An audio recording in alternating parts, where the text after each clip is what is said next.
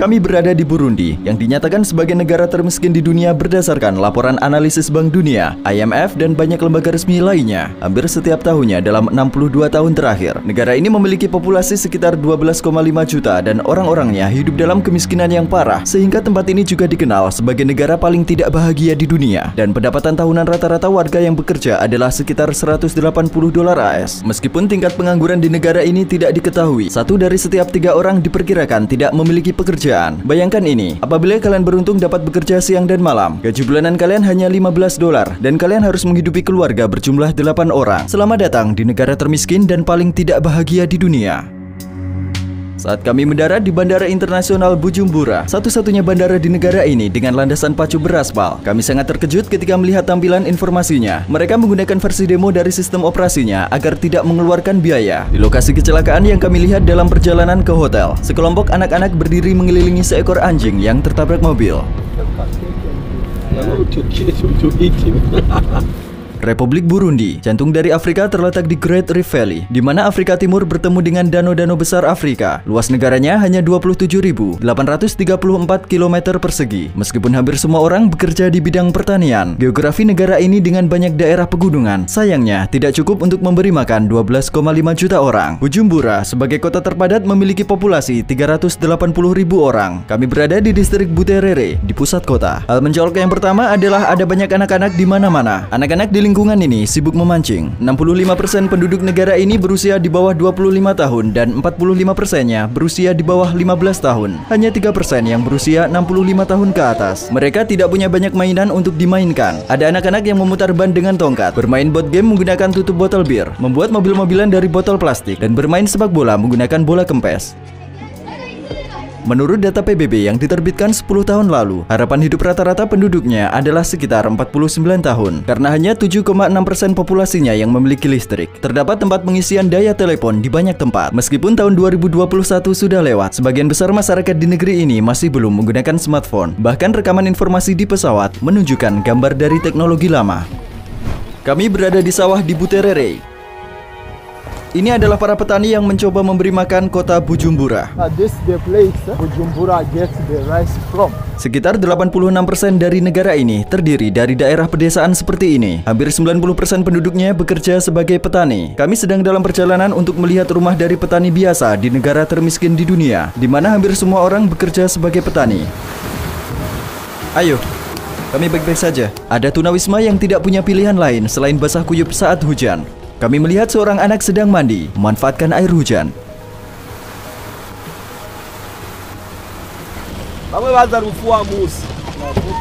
Hello, we can get in the house. Apakah ini rumah mereka? Yeah. Hanya satu kamar? Yeah. It means 80 children, 2 parents. This is their bed, this one. Jadi apakah mereka membentangkan tikar ini dan tidur di atasnya? So they have another one, this is for children. So 80 children sleep on this. They took it from the garbage there. Apakah semua anak ini adalah anaknya? Children belong. Siapa namanya? Berapa usia John? He's a farmer. Berapa banyak uang yang dia hasilkan per bulan? Berapa usia anak laki-lakinya yang paling besar? Apa yang dia kerjakan sekarang? He has gone to garbages to collect different things. Terima kasih atas waktu kalian. Apa yang ingin dia katakan di kamera?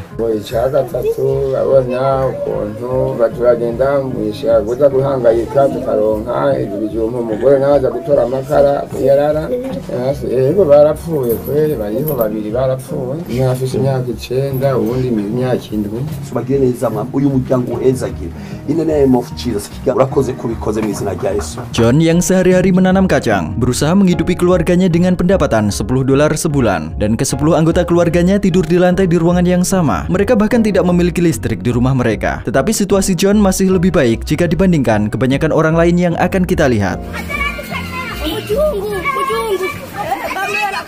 kita bisa menemukan orang di mana-mana di Burundi, yang merupakan negara terpadat kedua di Afrika. Terdapat 451 orang di setiap 1 km persegi dan lebih dari 70% dari orang-orang ini hidup di bawah garis kemiskinan. 1 dari setiap 20 orang meninggal karena kekurangan gizi atau kelaparan. Saat ini, 1 dolar AS setara dengan sekitar 2.000 franc Burundi. Namun hampir tidak mungkin untuk membeli dolar dengan harga ini. Orang-orang biasa menjual dolar di pasar gelap dan 1 dolar dikonversi menjadi sekitar 3.000 franc Burundi. Maka uang kertas mereka dengan nilai nominal yang paling besar, 10.000 franc, adalah sekitar 3,3 dolar AS.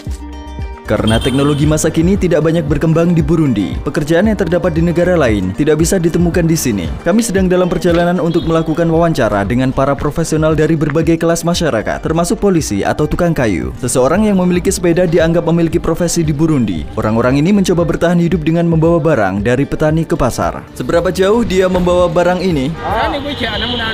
1 ton, they might go and get back around 9 hours. They went at 4 a.m. Mereka bertelanjang kaki, apa mereka tidak merasa sakit? In fact, they are taking them from another province, countryside. They earn 3,000 per day, approximately 90 cents. Mereka masih lebih baik jika dibandingkan dengan orang lain.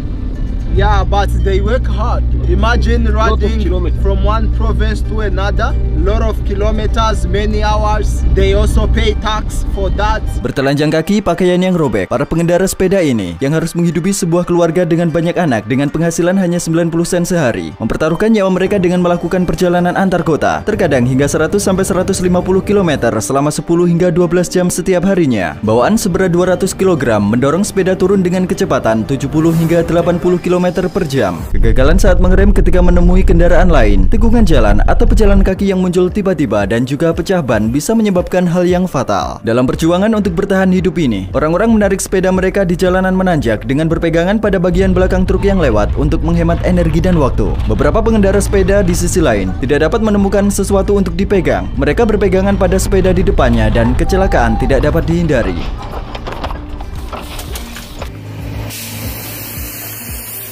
Menurut otoritas jalan raya, ada sekitar 12.000 km jalan di Burundi, tetapi hanya 14%-nya yang beraspal. Ada orang yang mencuci sepedanya di genangan lumpur yang terbentuk setelah hujan. Beberapa orang mengeringkan pakaian mereka yang terkena hujan di menara transmisi listrik di jalan karena mereka tidak memiliki di rumah.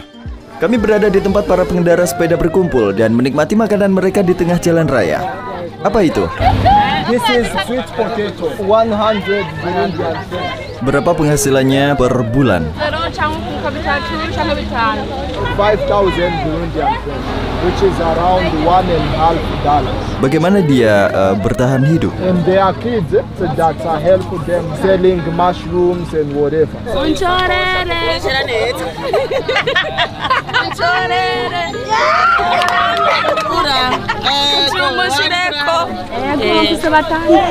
The husband abandoned her. Apakah ada anaknya yang meninggal?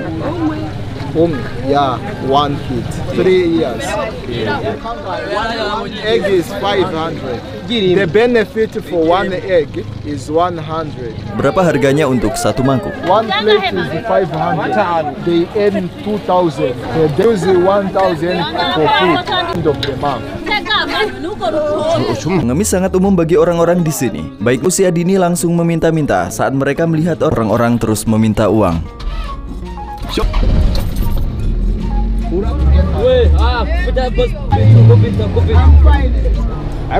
Pohon itu mencegah mobil jatuh dari tebing. Lihat. Oh my God. Mereka yang tidak memiliki sepeda membawa pisang atau barang lain di atas kepala mereka siang dan malam hanya untuk mendapatkan 50 sen sehari. Kadang-kadang mereka berjalan tanpa alas kaki dan mengangkutnya dari desa ke kota yang jaraknya berkilo-kilometer. Kehidupan seperti ini dengan berjalan dari satu kota ke kota lainnya dengan berjalan kaki membuat tubuh mereka menjadi lelah dan membahayakan kesehatan mereka. Di perhentian terakhir mereka, pasar kota Bujumbura, sebagian besar barang dijual langsung dari petani karena tidak ada cukup teknologi untuk memproses atau mengemas barang.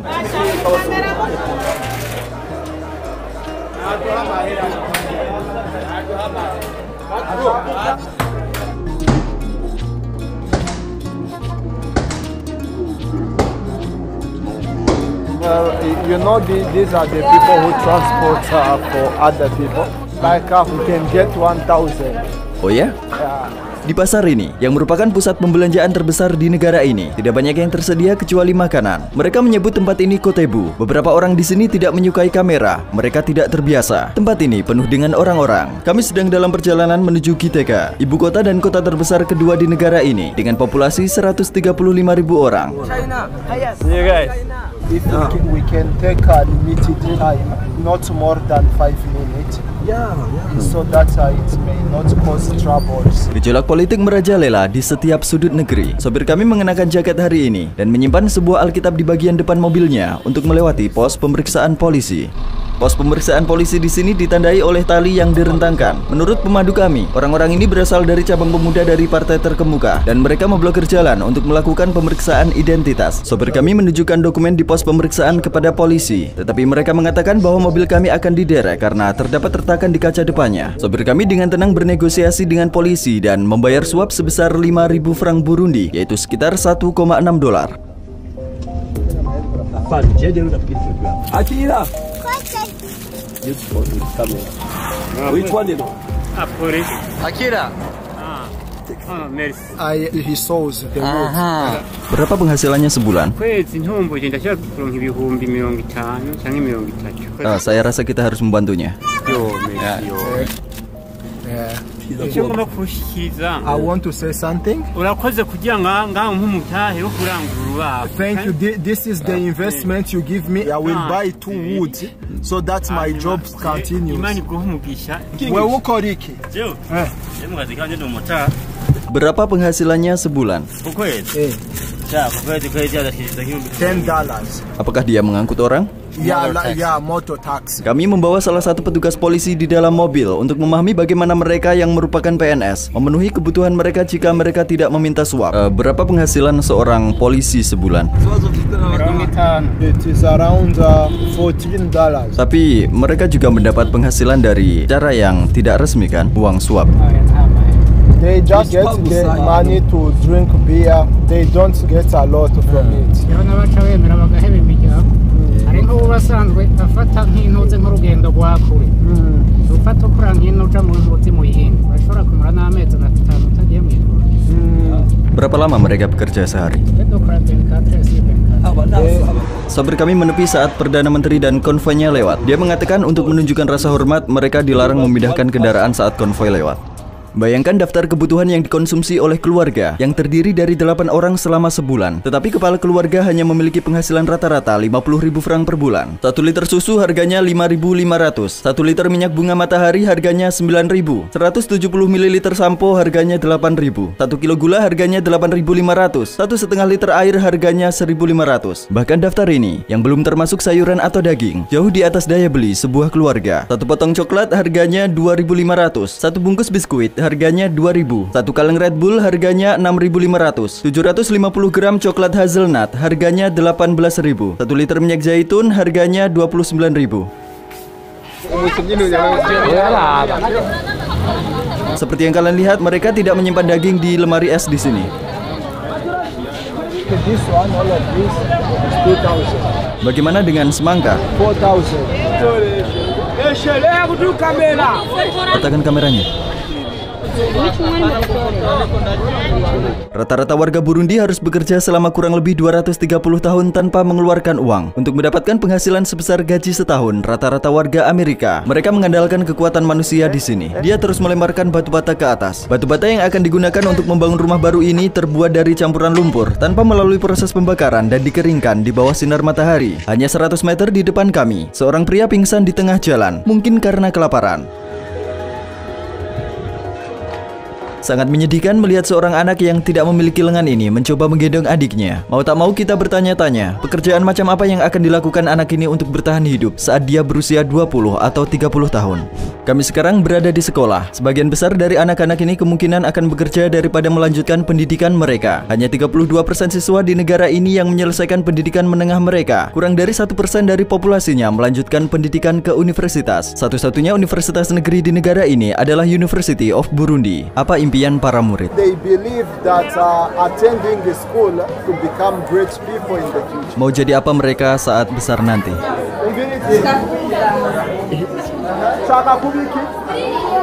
Kalian melihat anak-anak pulang dari sekolah.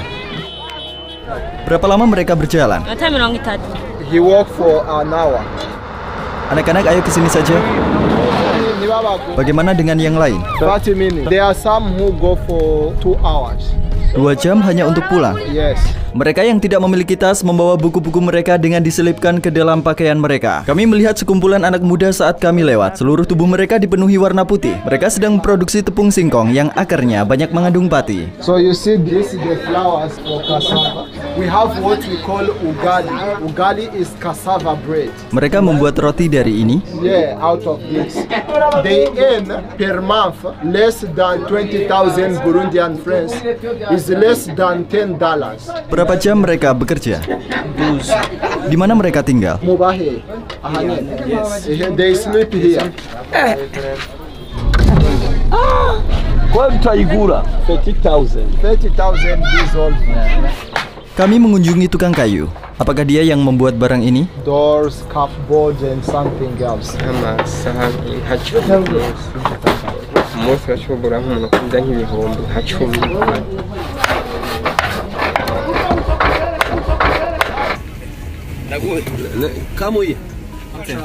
Kami berhenti di tengah kemacetan. Para penjajah terus datang satu persatu.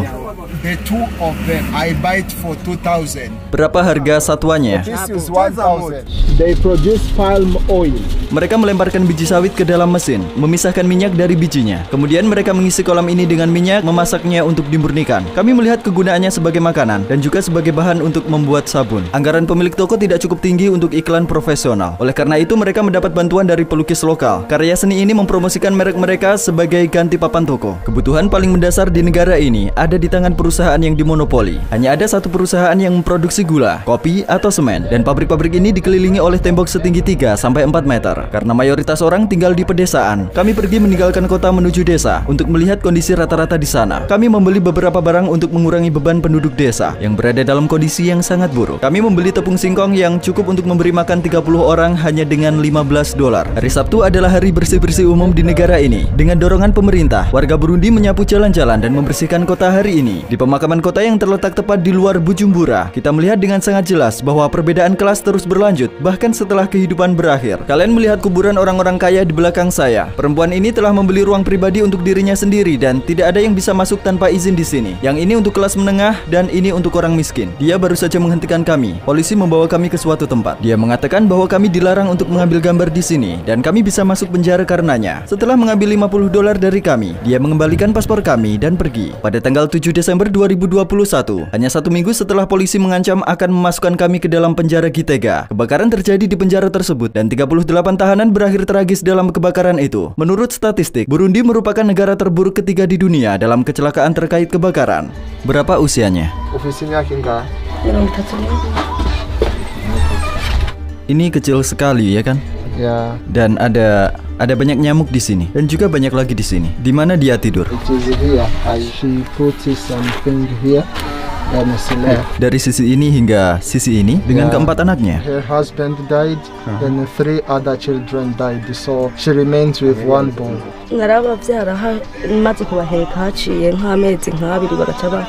Apakah dia bisa bertahan dengan uang yang didapatnya dari mengemis? In fact, she begs food, not money. Jadi ini adalah makanan yang dia dapatkan dari meminta-minta kan? Dan pisang di sana. Jadi ini adalah makanannya hari ini. Enough, ya. Mari berikan satu lagi. Mau? Ya. Hai. Oke, now. Berapa usianya? No,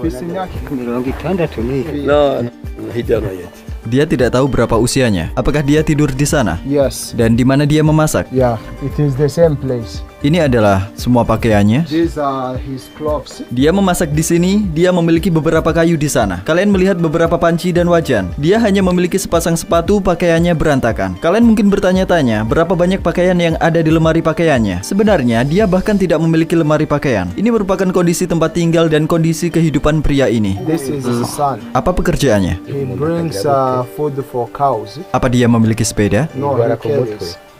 Apa dia pergi meminta-minta? Tempat penampungan ini mungkin merupakan rumah bagi orang termiskin dari negara termiskin di dunia. Di negara lain, para petani mungkin menggunakan tempat seperti ini untuk hewan mereka. Tetapi orang-orang di sini sebenarnya mau tinggal di tempat penampungan seperti ini. Kalian sedang melihat rumah seorang perempuan yang mencoba bertahan hidup sebagai pengemis. Ruangannya hanya ini. Dia tidak terlindungi dari hujan. Kalian bisa melihat ada banyak lubang di dindingnya. Dindingnya terbuat dari karung, kantong plastik, dan semak belukar. Banyak orang di sini kehilangan nyawanya karena kelaparan. Yang masih bertahan hidup seperti ini di desa. Berapa banyak anak yang biasanya dimiliki orang-orang di sini? Lalu berapa anak yang dia punya? So she's not sure of her kids, how many they are.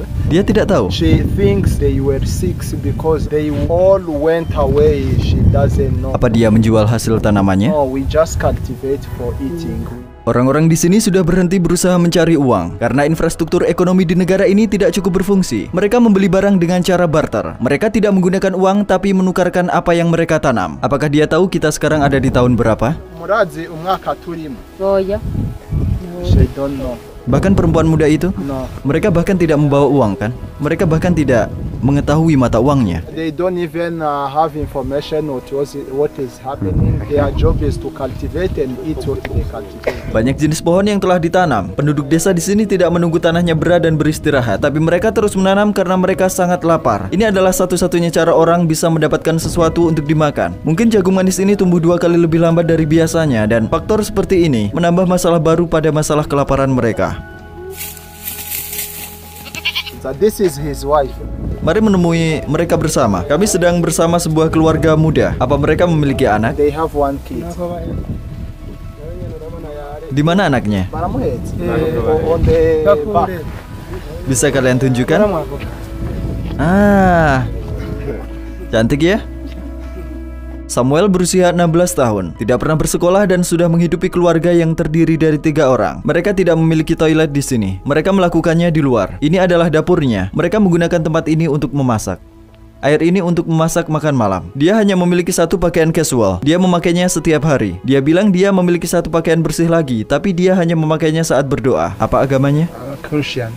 Menurut data resmi, 20% dari populasi perempuan di negara itu dipaksa untuk menikah sebelum usia 18 tahun. Orang Burundi beranggapan bahwa memiliki anak adalah sebuah berkah. Mereka rata-rata memiliki 5,5 anak dari setiap perempuan. Tingkat pertumbuhan penduduk Burundi merupakan yang tercepat ketiga di dunia menurut laporan tahun 2021. Selain itu, cukup umum bagi beberapa pria dari generasi sebelumnya untuk memiliki 25 hingga 30 anak dari lebih dari 1 perempuan. Karena di Burundi protein biasa tidak dikonsumsi dalam jumlah yang cukup. Burundi adalah negara ketiga di dunia yang populasinya paling sedikit mengkonsumsi daging menurut data PBB. Negara kedua yang paling sedikit memakan daging adalah India, dan yang pertama adalah Bangladesh. Orang-orang di kedua negara tersebut kebanyakan adalah vegetarian. Rata-rata konsumsi daging harian per orangnya hanya 14 gram, dan konsumsi daging hanya merupakan sekitar 2% dari total konsumsi makanan. Kurangnya sumber nutrisi penting seperti zat besi, vitamin A, zodium, dan seng menyebabkan penurunan IQ dan defisit pertumbuhan serta perkembangan fisik. Anemia juga sangat umum di masyarakat. Menurut analisis Program Pangan Dunia, 1 dari setiap 5 anak kehilangan nyawanya sebelum mencapai usia 5 tahun karena alasan ini. Menurut WHO, hanya ada 1 dokter untuk setiap 35.000 orang di Burundi. 2 juta orang yang tinggal di sini belum pernah ke rumah sakit seumur hidup mereka. Kami akan menuruni bukit sekarang untuk kembali ke Bujumbura. Sopir kami selalu memegangi rem tangan dengan 1 tangan karena dia tidak mempercayai rem mobilnya. Sangat berbahaya. Kami berhenti untuk mengisi bensin setelah mengendarai mobil yang remnya meragukan. Setelah mengantri panjang, kami membeli bensin seharga 80 sen per liter, yaitu 2.400 franc. Hari ini kondisi di kota sangat kacau. Sebuah keluarga yang terdiri dari 4 orang sedang menggunakan 1 sepeda sebagai alat transportasi untuk menghadiri kebaktian gereja pada hari Minggu. Kami berada di salah satu kebaktian Minggu yang diselenggarakan oleh gereja. Itu adalah salah satu kegiatan di mana masyarakat dapat bersosialisasi dengan mudah. Sekitar 84% penduduknya beragama Kristen, 2,5% Muslim, dan sisanya percaya pada dewi yang disebut Imana, yang merupakan bagian dari kepercayaan lama mereka, atau tidak percaya pada agama apapun. Kalian sekarang akan mendengar musik tradisional Burundi. Mereka juga akan menari.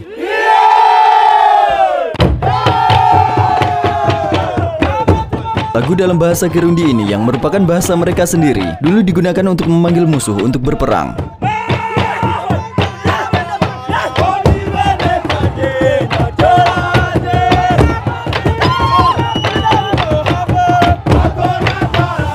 Kerajaan Burundi menjadi bagian dari Afrika Timur Jerman pada tahun 1890 dan kemudian diserahkan kepada Belgia setelah kekalahan Jerman pada Perang Dunia I. Pemerintah Belgia yang telah membuat kehadirannya terasa di semua bidang telah memperkenalkan diskriminasi etnis sejak tahun 1933 dan menciptakan kelas yang berbeda dengan membagikan kartu identitas kepada orang-orang berdasarkan karakteristik fisik yang telah ditentukan. Dari segi struktur demografi, 85%, 14%, dan 1% sisanya terdiri dari garis keturunan yang berbeda. Who brought independence? He was killed here while he was in the meeting of independence. He was killed by Belgium. Apakah orang-orang di sini membenci Belgia? No, we don't hate them because first of all, they educated us. We use their educational system. Everything officials, we copy Belgium. And that's why we even speak French. They are our colonizer and we take them as our tutor. Meskipun penjajahan Belgia yang berlangsung hingga 1 Juli 1962 secara resmi telah berakhir dan Burundi telah mendeklarasikan kemerdekaannya, orang-orang di sini masih diwajibkan untuk membawa kartu identitas untuk menunjukkan asal suku mereka, dan konflik ini yang berlanjut hingga 2005 telah mengakhiri